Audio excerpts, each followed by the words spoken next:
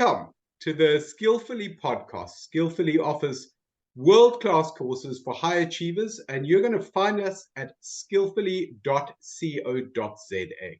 Today we are with Professor Mark Graham, who has a really outstanding reputation as an expert in accounting, finance, and integrated reporting, and a celebrated educator of thousands of professionals and students. Mark has led UCT's College of Accounting.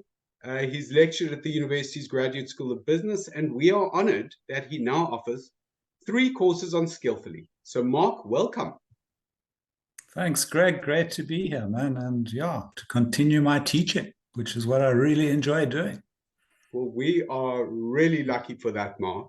Now, to kick off, this is a question I need to phrase delicately because we don't want to offend any of our wonderful Skillfully clients, but there is a kind of stereotype of accountants that they're not always the most interesting and engaging people, yet every one of your past students and the delegates on your courses say that you are fascinating and passionate and funny. Did you end up in the wrong profession, Mark? Yeah, maybe. I mean, there's no money in comedy, as you know.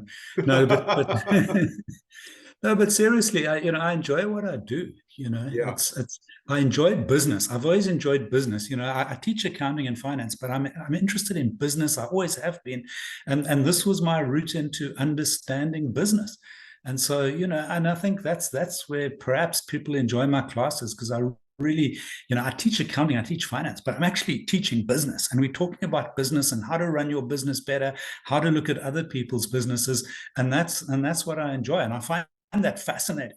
It's almost not a game, but it's serious stuff. But I mean, it's what makes a good business work, and that's what I'm interested in. I've always been interested in, and that's what I like reading about and passing some of this on.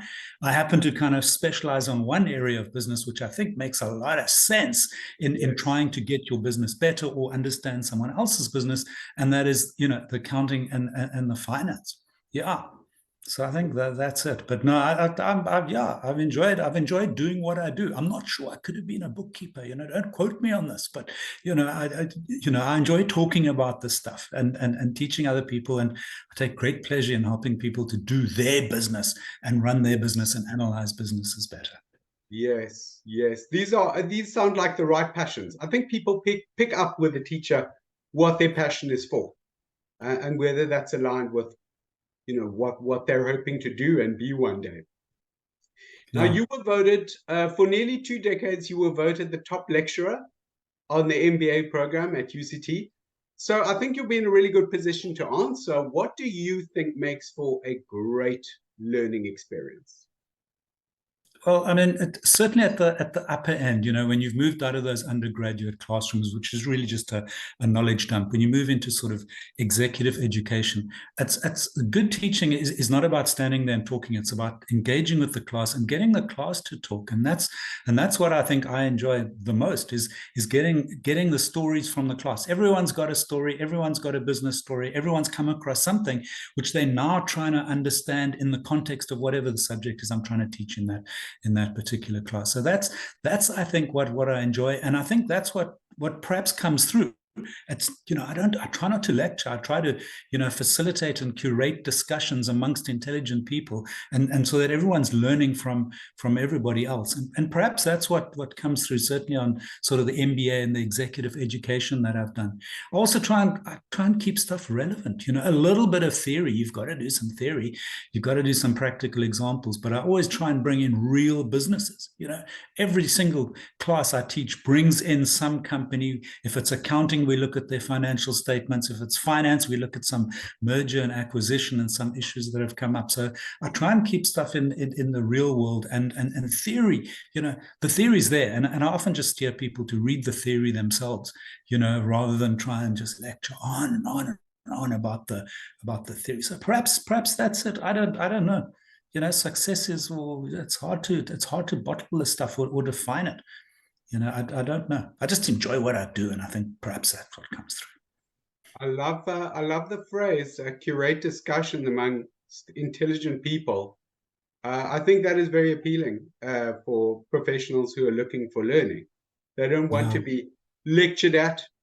They're not 18 years old and potentially inexperienced, very inexperienced in this realm, and just needing kind of real clarity about the basics. They have experience, and they want to see patterns in that experience and learn from the experience of others. I think that's great. Yeah. No, that's it. Yeah, that's it. Yeah. Now, one of your 3 courses on Skillfully is finance for non-financial managers. And this, I understand, is for those many people who didn't study accounting or finance in any depth, or maybe they did and they've forgotten what they've learned, but then they get into business and they see how important it is. But your course is really compact. Is it possible to fill those gaps in just a few days? Yeah, I mean, that's a good question, Greg. And we certainly, can't cover everything. But what I try to do in this course is try and cover the basics. And my teaching style is not to teach and cover everything, but to give you that big picture. So Finance for Non-Financial Manager is a big picture course. I think it covers all the important aspects that you need to know if you want to analyze businesses, if you want to run businesses, if you want to help other people run their businesses, if you just want to be in business and talk to others within the business using the same language of accounting and finance that the finance and accounting people are using.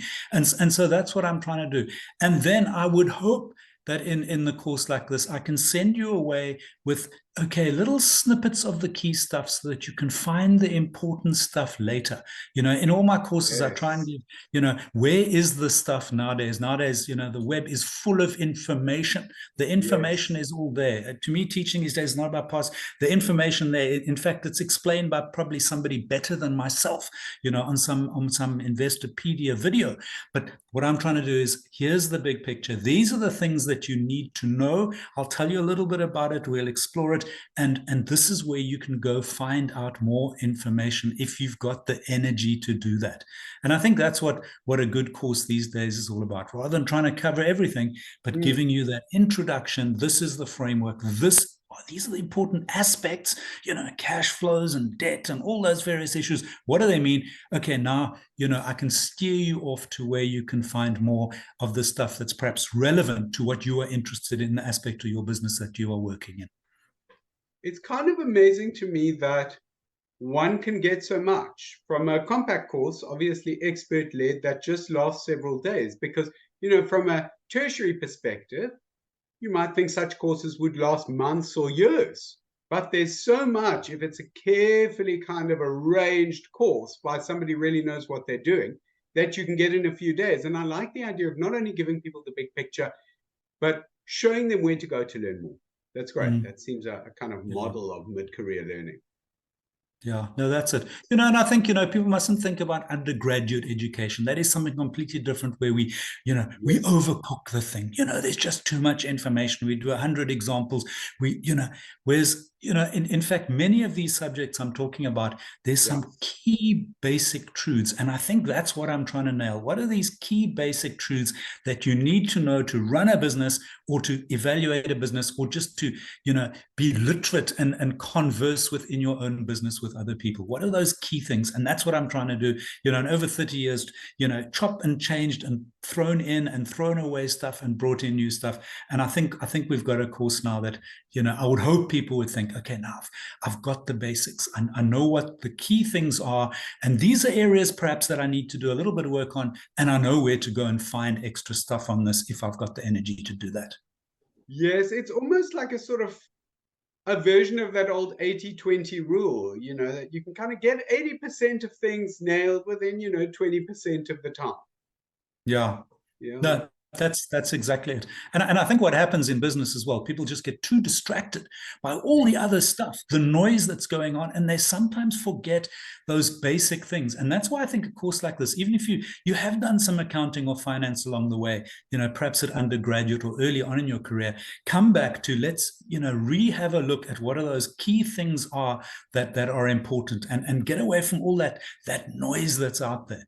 So I think, that's where I've heard people from finance for non-financial managers say it has helped them, even though they knew a lot of the stuff. They were able to focus on those key things. In your scenario, the 20% of the stuff that's important. Yeah, so you could kind of get to the essence, and that's obviously very helpful. So tell me, you've kind of alluded to a few, but maybe explicitly, what are some of the most useful things that people have told you they've taken from finance for non-financial managers and kind of that's helped them in their roles? Yeah, so there's been a broad array of people on those courses wanting different things, and I'm being delighted that at the end of a course I always stop and say, well, what did you learn here? Not the detail, Yeah, but what what are you going to go home and tell your partner tonight that you picked up? And yeah, it's interesting. People take different stuff, even though we've covered the same things. People go away with different stuff. Some people said, geez, I think I now can talk to the finance people in my business. I'm in HR, or I'm in like some support services, but now I understand what they're talking about at these meetings. More yes, senior people have said, no, I'm often presented with financial statements and budgets, and I don't know what this stuff means. Now I've got a sense this stuff is not as frightening as it was. So yes, they can handle the fear. So it's about that, being able to engage within your organization with the finance and accounting people and understand what's important, and what drives your business. The more senior you get, it's about future cash flows. What drives those cash flows? What things do you have to do to keep your business going? And then of course, analysts tell me, geez, I never looked at it like that. I never thought that's what it was telling me. That's an interesting view. And then and I know, not many, we're not going to have a lot of entrepreneurs perhaps on our courses, but people who got their own businesses tell me, geez, and the one story, I mean, it's my best story. A guy yeah, was tell in me. one of my classes during COVID. Yeah, And he's with his father. He runs the small business in Cape Town. They supply stuff, and he came on one of the courses to try and learn a little bit more about accounting and finance, and he said, gee, some of those basic things that he learned during that course helped his company to survive during COVID. And that to me is better than any awards I've ever got, where somebody tells me, geez, that I was emphasizing cash flows and not profit and all that kind of stuff that I do. And he took that to heart, and he said, he managed to kind of concentrate on the right things during those very difficult 2 years, and his business survived, whereas a lot of others failed. So to me, that is my real reward, helping somebody run their business better.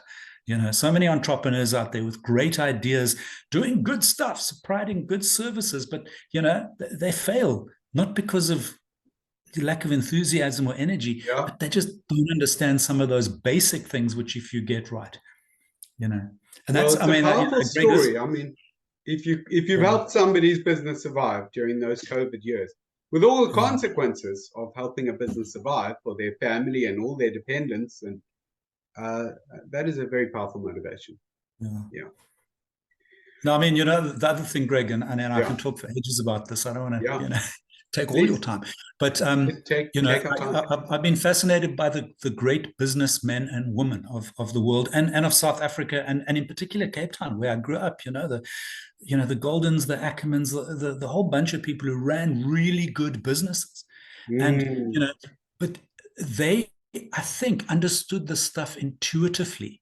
you yeah. know and what I've tried to do is look at what they've done, and maybe try and package it for us, sort of more, less like intuitive people about business. There are some secrets to business, there's no doubt about it, and some people, I think, are born with it, and Mm, can do it intuitively, and are successful. and yes. and the rest of us maybe have to just try and learn from them, and get it. And that's, I think, what I'm trying to do, is package some of those great truths that have been successful and have made businesses be successful. And successful, Greg, is not necessarily just profits. It's not only Mm, profit, it's creating value. yes. It's creating value for employees. Building up big businesses creates value for employees. It creates value for the customers. It pays taxes. It does a whole bunch of good stuff. So, my Yes. and my approach is not just, hey, about profit. It's about creating value. And I think that's important to realize as well. That's what business should be doing. And I think it all ties up. I am a capitalist at heart, but I think you've got to create this other value along the line. And good business people realize that. Yes.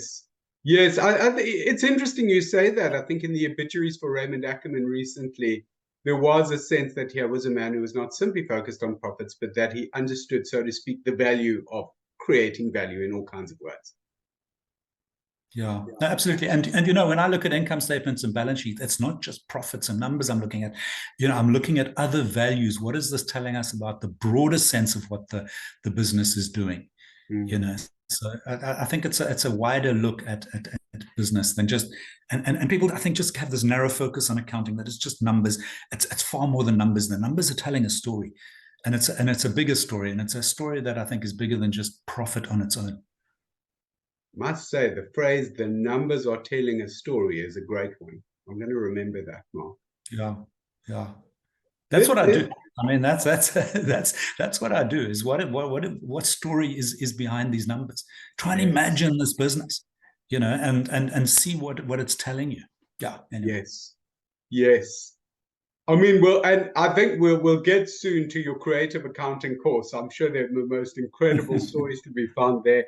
And let me ask you about your course, Understanding Financial Statements on Skillfully. Um, the people who take this course usually already have a qualification in accounting or finance, maybe also some work experience in analysis. So, what is the course for? What does that course teach them about financial statements that they don't already know? Yeah, I think there's two aspects to this, Greg. The first one is Mm, a lot of accountants have been taught at university, and goodness knows, you know, I taught many of them. You know, we teach them to crunch numbers and produce accounts. That is okay. what, you know, university syllabus is. You know, even chartered accountants have been taught to produce numbers. They haven't been taught to look at what the numbers mean. We Yeah. don't do enough of that at university. So I think, Mm, you know, even someone who's a really good accountant could benefit from this course by, you know, what does this actually mean? What is it telling me? What is that story that's happening within the business? So it is certainly of benefit to people who've done accounting. It's a, you know, yes, certainly we're going to produce some numbers, but it's really, and the question I keep asking, what does this actually mean?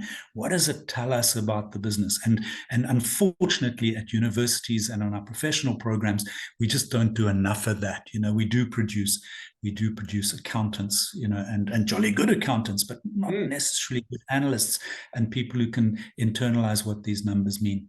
Also, what I've seen, Greg, is at many of the firms and certainly a lot of the analysts, thank goodness, are not coming through the accounting stream. You know, they have other backgrounds, they're engineers, they're chemists, sometimes doctors, sometimes lawyers, mm. and they become analysts and they've done a little bit of accounting, but probably not enough or the right type. And this course of ours, what it does is really kind of talk to them about what these numbers mean. So for analysts who are really trying to read a balance sheet and really trying to understand what this is telling us, what each line means, what are the relationship between the various statements, between the various line items, how do we try and understand this and analyze it? So I think it is of great benefit to people who sometimes think they know what the accounting is telling us, but perhaps haven't really explored what those numbers mean. What does that goodwill number really mean? That massive number there. What is that story behind it? Where's it come from? What are the things I must watch out for and ask questions and be a little bit, you know, suspicious, I guess. Do you feel, Mark, that an understanding of what the numbers mean is something that you can just get from sort of deep experience, deep professional experience? So you've kind of distilled from that. Where does the Yeah. understanding come from? Yeah, I think it's from that, and from, you know, I read financial statements. You know, I'm sorry to sound so boring, but you know, I read a lot of financial statements, Yes. and the work I do for EY and the surveys, and you know, I've been a judge on this competition for 25 years of excellence in financial reporting. It's now integrated reporting. So every year I plow through the 100 biggest companies in South Africa. I look at their numbers, and I think, you know, that's perhaps where I got my expertise. But there is a way to do it, and that's what I think I cover in some of these courses. Is what are those things that you're looking at? What are the key things that you must look at and try and understand and really make sense of to understand what's going on in the business? And then, of course, where that doesn't tie up, that's where you've got the problem. You know, where your understanding of the business and the number doesn't tie up. Well, then there's some sort of problem going on here. You know, or where should we be looking for the problems in the business? You know, too much debt, profit doesn't doesn't turn into cash. There's a dozen things that are fairly, I think, obvious, but that one would need to understand in your own business or business you're looking at. But what are those? And that's what I think we try and cover here in some sense. Mark, one of the courses you give on Skillfully is beautifully called Creative Accounting and How to Spot It. Now, creativity is often a really good thing, but as we know, not in accounting. But accounting misstatements and even frauds are not uncommon. And most of us only manage to discover this after there's some terrible financial implosion and it's too late. So how can analysts learn to spot these problems before a share price collapse or some other catastrophe? Yeah, it's professional skepticism, I think. And this is actually one of my favorite courses. And I don't approve of creative accounting. I don't think it's correct. It skews the whole system completely. But I do find it fascinating and tracking down what people have done. And so what I did for this course, I went back over 20 years and I looked at all the accounting scandals that involved some element of creative accounting and had a look at what people were doing, had a look at the financials that were produced in the few years before. And basically just come up with a number of things that there's a common thread there. There's some commonality in the stuff that people were doing. You can't see that it's wrong, that the numbers are wrong, but there are enough clues. There's enough red flags within the financials. And when you take the financials with some of the stuff that's going on elsewhere, the way the board's structured, the people who are running the company, some of the other things they're doing, when you put the package together, I think people should have, being aware that there were problems. And it's interesting, Greg, in all these areas where there have been creative accounting, there have been people who have waved the red flags and said, this doesn't make sense. These things didn't come out of the blue. It was just, I think a lot of people just didn't want to believe it, and they didn't want the music to end. And so I find it absolutely fascinating. What I've done in this course is, we do a couple of case studies and we look at these kind of trends. And then we ask ourselves, geez, we saw all this stuff, in the years before it all became public, but why was the share price still going up? Why were people still believing in this business? And I don't know.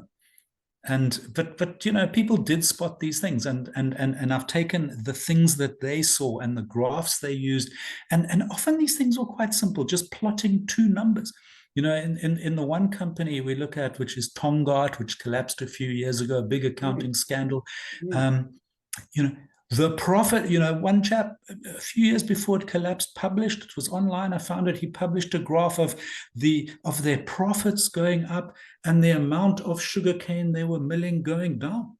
I mean, it was a simple graph. It doesn't appear in any of the information, but taking information from two different sources just told you that if the amount of tonnage that you're milling is going down, you shouldn't be making more profits. It just doesn't stand to reason. And there was just no financial explanation available of this anomaly. No, that didn't make any sense. So it's often just simple things that just don't make sense.